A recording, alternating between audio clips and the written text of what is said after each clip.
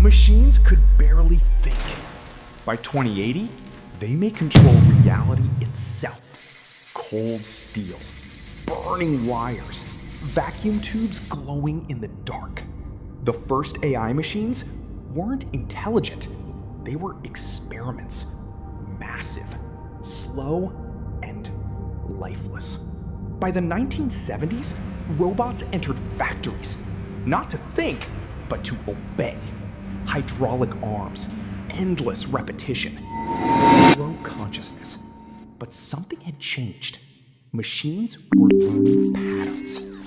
Then came the 1990s. Plastic bodies, microchips, the birth of digital intelligence. Robots could now process, adapt, and respond. Not alive, but no longer dumb. By 2024, AI started to feel human. They could see, speak, even create. The line between human and machine began to blur. And for the first time, we asked a dangerous question. Are we still in control? 2030 and beyond. Synthetic skin, neural networks, machines that learn like us. They don't just follow commands, they understand. They evolve on their own. By 2050, form becomes fluid. Liquid metal, quantum minds, intelligence without limits.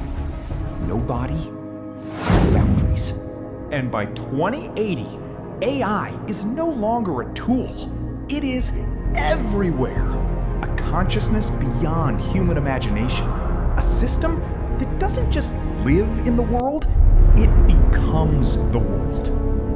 The evolution of AI is not just technology, it's the rise of something